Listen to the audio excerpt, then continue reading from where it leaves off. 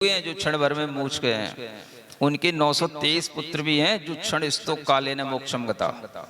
ये भी सीखो। तो एक भरत चक्रवर्ती का ही बस एक दृष्टांत दिए रहते हैं, बस वही बैरागी हुए। अरे भाई, एक उदाहरण कोई भी सामने है तो इसका मतलब ये नहीं कि वो एक ही है।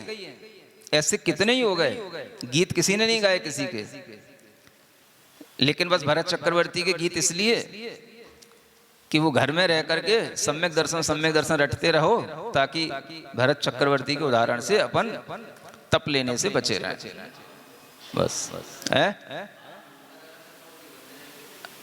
क्या? हाँ तो ये कहने का मतलब है, ये देखो तो कि लोग कितने उल्टे अभिप्रायों से दुनिया में ये सब पंडिताई कर रहे हैं, शास्त्रों की वाचना कर रहे हैं। समझ आ रहा है? तो इसलिए ये भी कई बार कहा गया कि भाई एक भरत चक्रवर्ती नहीं है जिनका तुम उदाहरण देते रहते हो, ये 923 तो सामने ही है जो क्षण स्तोक काल में मोक्ष गए। इनने कौन सा सम्यक दर्शन की रट लगा करके मोक्ष गए? इसीलिए कई बार कहा गया कि ये सब तो क्षपित कर्म, क्षमित कर्माणे जीवा, माने जीवों की अपनी योग्यता है कि उसने कैसे उसके कर्म क्षय को प्राप्त हो गए। ये कोई सम्यक दर्शन से नहीं होता। ये तो क्षपित कर्माणे किससे हो गया? निगोद से निकलने के बाद ही वो क्षपित कर्माणे था, इसलिए वो कीड़ा बन गया। तो ये कोई सम्यक दर्शन का काम नहीं है क्षपित कर्माणे। ये एक सहज योग्यता है। कितने ही जीवों की योग्यता होती है जो स्तोक काल में मोक्ष चले जाते हैं, उसमें सम्यक दर्शन का कोई लेना देना नहीं है। लेकिन ये दुनिया की पंडिताई समय सार पढ़ पढ़ करके लोगों ने भरत चक्रवर्ती को आड़े हाथ लेकर के ऐसी बना दी कि लोग ये समझते हैं कि जिंदगी भर भरत चक्रवर्ती की तरह घर में रह करके सम्यक दर्शन के गीत गाओ और अंत में जो है थोड़े से समय में तप लेकर के मोक्ष चले जाओ। तो ये सब मिथ्या बुद्धियां जो प्रसारित की जा रही हैं, इन सब का ग्रंथों के अभिप्रायों से कोई औचित्य नहीं है। और ये सब चल रहा है। कोई ऐसी पंडिताई की सभा नहीं होती जिसमें भरत चक्रवर्ती का उदाहरण ना आता हो। बस तो इसका नाम समय सार है। सम्यक दर्शन करो, सम्यक दर्शन करो, ऐसी उल्टी पार्टी पढ़ाई जाती है। और ये सब जो बातें हैं शास्त्रों की, शास्त्रों में ही दबी रह जाती हैं। तो आप देखें क्या लिख रहे हैं कि क्षण स्तोक काल में ये मोक्ष चले गए, थोड़े से ही काल में। जैसे भरत चक्रवर्ती चले गए, उससे भी ये कम काल में मोक्ष चले गए। तो ये सम्यक दर्शन से इसका कोई लेना देना नहीं है।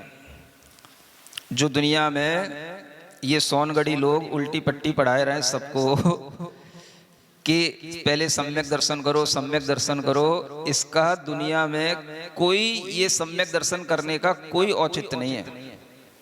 भगवान के समौ शरण में गए, वहां पर भगवान की वाणी सुनी और वाणी सुनकर के सीधा प्रतिबोध उत्पन्न हुआ, वैराग्य हुआ, तप धारण किया, आत्म ध्यान किया, क्षण भर में मोक्ष की प्राप्ति हो गई। और ये सम्यक दर्शन की रट लगाए बैठे हैं। कब सम्यक दर्शन होगा? इनको जिंदगी भर पढ़ते पढ़ते निकल जाती है, सम्यक दर्शन नहीं हो रहा। और यहाँ कब मोक्ष हो गया यही पता नहीं पड़ रहा। समझ आ रहा है? तो इसलिए ये बहुत बड़ा पंचम काल में, हुंडा अवसर्पणी काल में ये पंथ उत्पन्न हुआ है, जिसने सारे शास्त्रों का मतलब उल्टा व्याख्यान करके जगत को भटका रखा है। ये पंथ एक बहुत बड़ा पंथ पैदा हो गया। ये बहुत बड़ा एक तरह से कलंक है, कली काल के लिए बहुत बड़ा कलंक है।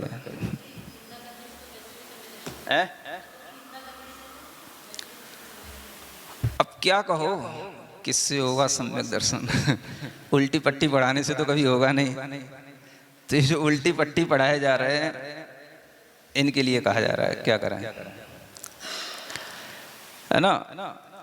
तो ये समझना है, कुछ ऐसी बातें निष्कर्ष के रूप में निकालनी है कि सभी जीव त्रस पर्याय को प्राप्त करके भी पंच परावर्तन नहीं करते हैं। मुनिव्रत धार अनंत बार ग्रेवैक उपजायो, ये सब जीवों के लिए घटित नहीं होता है। सभी जीव किसी भी प्रकार के परिणामों से अपने आत्मा की उपादान की योग्यता से कोई भी जीव थोड़े से काल में मोक्ष प्राप्त कर सकते हैं। उसमें भरत चक्रवर्ती एकमात्र नहीं है, कितने ही लाखों करोड़ों जीव इस तरह से क्षण भर में मोक्ष प्राप्त कर चुके हैं, उनके उदाहरण नहीं है। आज 923 उदाहरण हमारे सामने हैं, इनको कोई कहता नहीं है। कितने उदाहरण है ये? 923 उदाहरण है। तो कोई भरत चक्रवर्ती घर में बैरागी, अरे उससे बड़े बैरागी तो उनके बेटे थे।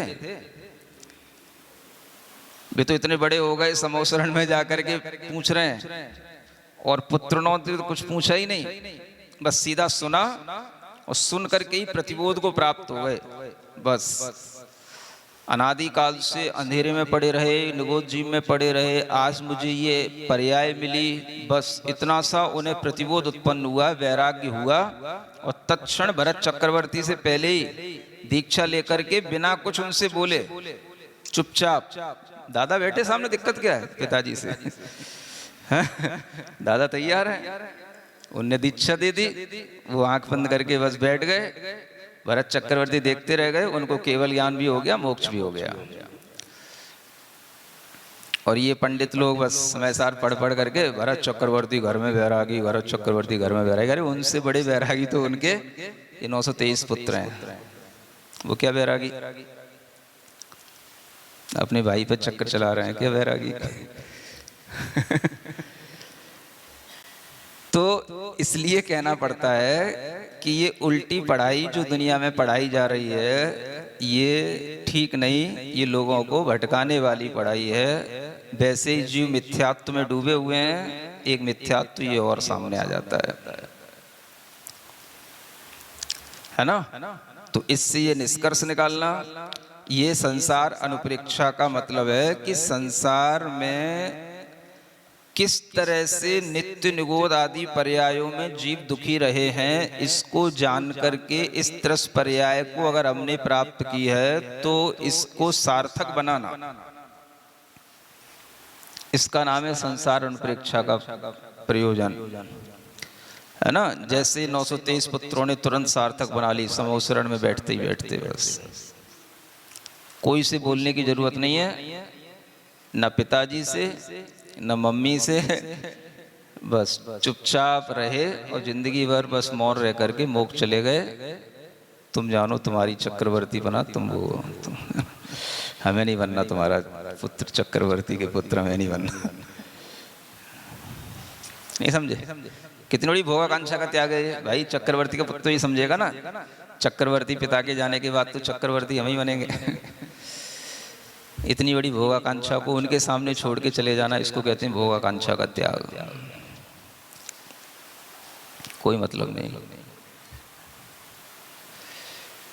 तो ये जो व्यक्ति को तत्व समझ में आ जाता है वो ऐसे ही मौन रह जाता है, शांत। समझ आ रहा है? हाँ, बस आत्म कल्याण में लग जाता है, शांत रह जाता है, वो इधर उधर की फिर पंचायतों में पड़ता नहीं है। इस उदाहरण से ये सीखना, इसका नाम है संसार अनुप्रेक्षा। कोई क्या कह रहा है, कोई क्या बोल रहा है, किसके लिए क्या संकलेश करना, क्या मतलब इन सब चीज़ों के। भाई कहाँ से ये पर्याय मिली है और इस पर्याय में अब क्या करना है, जो सर्वोत्कृष्ट है वो करो, है ना। बाकी का उसके पीछे तो अपने आप आ ही जाएगा। सर्वोत्कृष्ट है वो करने की कोशिश करो बस। तो सर्वोत्कृष्ट क्या है? जो इन पुत्रों ने किया। अब बाकी तो सब वहां पे भी यही पंडिताई हो रही होती समोसरण में। तो भैया पहले सम्यक दर्शन कर लो, पहले सम्यक दर्शन कर लो, पहले समर्पण तो दिखा दो। क्या दिखा दो, हो गया कल्याण एक क्षण में। तो इसलिए जो लोग ये कहते हैं कि सम्यक दर्शन के बिना सम्यक चारित्र नहीं होता है, उनको भी ये उदाहरण बताओ, है ना। एक और निष्कर्ष इससे निकलता है इन उदाहरणों से। जो ये रट लगाए रहते हैं ऐसा कैसे हो सकता है बिना सम्यक दर्शन के सम्यक चारित्र, ये देखो ये हो रहा है। एक नहीं 923 उदाहरण है ये। इसको 923 पुत्र नहीं बोलना, क्या बोलना, 923 उदाहरण है। एक एक पुत्र, एक एक व्यक्ति अपने आप में एक एक उदाहरण बन गया ना। तो बिना सम्यक दर्शन के मोक्ष होता है, ये 923 पुत्रों से पूछो इन्होंने कब सम्यक दर्शन प्राप्त किया। सीधे सीधे ये भगवान के समो शरण में आए और उस समय पर भगवान की वाणी सुन करके अपने ही बारे में सुन करके मौन थे और मौन हो गए बस।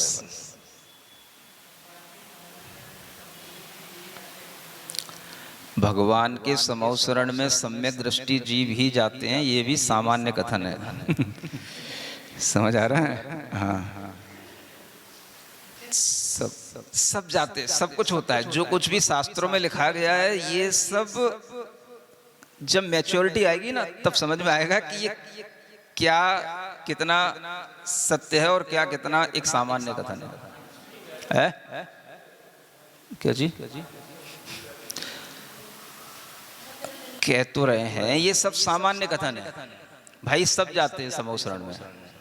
हाँ, सब सामान्य सी बातें हैं। बहुतायत जीव वहां जाते जाते सम्यक दृष्टि हो जाते हैं, सब सम्यक दृष्टि बनकर के ही पहुंचते हैं, ऐसा कोई नियम नहीं है। सब जाते हैं,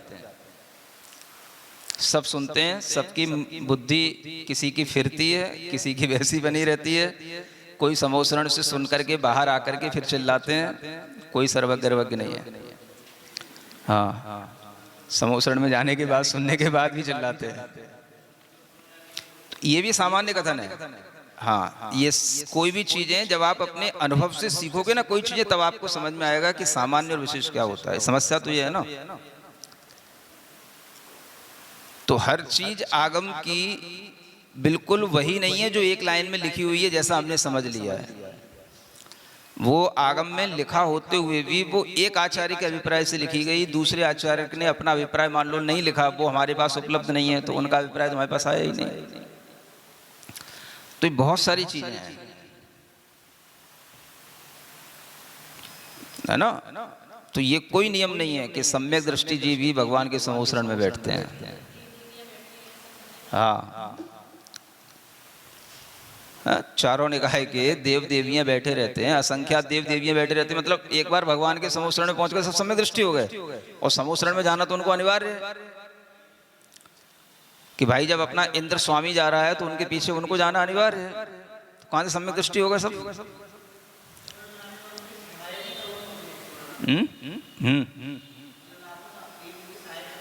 हाँ, तो इसलिए कह रहा हूं कौन सा कथन सामान्य है कौन सा विशेष है, ये अभी जब मैच्योर हो जाओगे तब समझ में आएगा। अभी बाल बुद्धि में चीजें प्रवेश नहीं करेंगे। हाँ, तो जो लोग उम्र से बढ़ जाते हैं लेकिन इस तरह से कभी व्यापक दृष्टिकोण से नहीं सोचते, वो मैच्योर कभी हो नहीं पाते। जब तक आप अपनी चिंतन की दृष्टि को खुला नहीं रखेंगे तब तक आप लकीर के फकीर बने रहेंगे, उससे आपको सम्यक दर्शन नहीं होगा। बहुत कुछ संभावनाएं हैं। स्यात अवक्तव्य ये जो भंग है ये भी बहुत कुछ हर जगह पर लगने वाला है। समझ आ रहा ना। हाँ, तो हमारे पास आगम तो बहुत थोड़ा सा है, अन्य अनेक आचार्यों ने भी लिखा, वो आज अपने को उपलब्ध नहीं, जितना बचा वो उपलब्ध है, उसको लेकर के हम वही धारणा ना बना लें जितना उसमें लिखा हुआ है। हाँ भाई, तत्व के विषय में ठीक है जो मोटी मोटी चीजें हैं, लेकिन ऐसी कोई भी धारणा जो एक तरह से दूसरे लोगों के लिए उल्टा ज्ञान देती है, वो धारणा आपकी अगर इससे बनती है तो ये आपके मिथ्या ज्ञान की बात होगी, जिससे लोगों का नुकसान होता है। तो ये तो सिद्धांत में भी है कि जीव एक साथ सम्यक दर्शन ज्ञान चारित्र को प्राप्त करता है, एक साथ पहले गुण स्थान से सातवां गुण स्थान होता है, ये सिद्धांत में है। आज उसका आपके पास दृष्टांत भी है। समोसरण में बैठे हैं, बस इतना सुना कि हम कहाँ से आए हैं, और ज्यादातर जीवों को अपने पुराने जन्मों का ज्ञान होती वैराग्य होता है। बस वैराग्य हुआ नहीं, सब अपने आप सम्यक दर्शन सम्यक ज्ञान सब हो गया। वैराग्य के साथ जो ज्ञान है वही सम्यक ज्ञान है। और वैराग्य के साथ आपको ये समझ में आ गया कि संसार में कुछ नहीं है, संसार से पार उतरना है, बस इतना सा श्रद्धान हुआ, इसी का नाम सम्यक दर्शन है। कोई चीजें ही नहीं है। तत्व श्रद्धान तत्व श्रद्धान तत्व श्रद्धान जिंदगी भर रट रहे हैं। संसार क्या है, मोक्ष क्या है, बस इतना सा समझ में आ जाए, इसी का नाम सम्यक दर्शन है। संसार और मोक्ष का स्वरूप आ गया, बस बात खत्म। भाई हम संसार में ऐसे दुखों में भटकते रहे, मेरी आत्मा निगोद में कीड़ों में, और मैं ही आज पंचेंद्री, बस इतनी सी आंखें खुली नहीं, भीतर सम्यक दर्शन हो जाता है। कौन सा तत्व श्रद्धान हो गया, अधिगमज निसर्गज ये वो दुनिया की पंचायत है। भाई हो गया सो हो गया, अब तुम उसको जो नाम दो सो देते रहो। जो होना सब वो तो हो ही गया। अब तुम अपना सिद्धांत बगाड़ते रहो, कौन सा हुआ, क्या हुआ, क्षयक है कि क्षयोपम है कि ये है कि वो तुम सोचते रहो। जिसको जो करना है वो तो करके चला गया।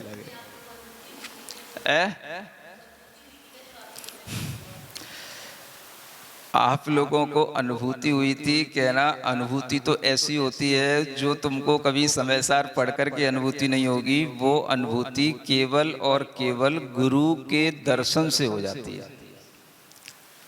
जो आपको समय सार के दर्शन से अनुभूति नहीं होगी, वो अनुभूति आपको गुरु के दर्शन से हो जाएगी, मात्र गुरु के दर्शन से हो जाएगी, दिगंबर रूप को देख करके हो जाएगी।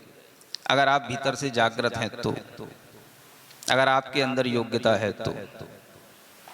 वो अनुभूति आत्मानुभूति नहीं कहलाती। बस संसार क्या और मोक्ष क्या, इसके बीच का जो अनुभव है वो आपके दिमाग में आ गया, इसका नाम अनुभूति है। ये तो फिर वही गलत पढ़ाई हो गई कि आत्मानुभूति का नाम सम्यक दर्शन है। तो वो लोग पूछते हैं आपसे कि आपको क्या अनुभूति हुई, जिनने ये धारणा बना रखी है कि आत्मानुभूति से सम्यक दर्शन होता है, वो आपसे पूछते हैं कि सम्यक दर्शन के समय आपको कोई आत्मानुभूति हुई क्या। तो उनसे कहो, अरे पगलो, सीधा पगलो ही बोला करो उनसे, है ना। हाँ, कोई दिक्कत नहीं है कि अरे पगलो, कि आत्मानुभूति से सम्यक दर्शन नहीं होता। गुरु के दर्शन करने के बाद जैसे ही आपको ये समझ आए ये है मोक्ष का स्वरूप और बाकी तो सब संसार का स्वरूप, इस अनुभूति से आपको सम्यक दर्शन होगा और कुछ नहीं होगा, किसी से नहीं होगा। आचार्य कुंद कुंद के नाम पे सब अपनी दुकानें चला रहे हैं। बस दुकान पे ब्रांड तो कुंद कुंद की ले रखी है, इसलिए कोई विरोध नहीं करता। तो उनके नाम पे अपनी दुकानें चला रहे हैं। बस अच्छी चल रही पंचम काल है, सबकी चलती है।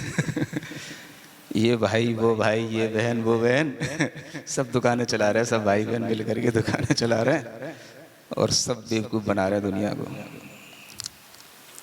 तो इसलिए संसार अनुप्रेक्षा अपने आप में महत्वपूर्ण है।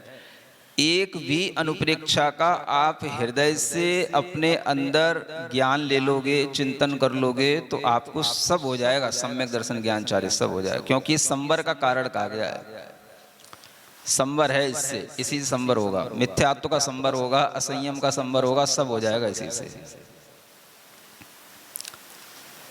तो हम केवल सम्यक दर्शन का ही रट ना लगाएं, हर चीज जो ग्रंथों में बताई गई है उसका महत्व समझेंगे तब संवर होगा, है ना। इस तरह से संसार अनुप्रेक्षा पूर्ण हो जाती है।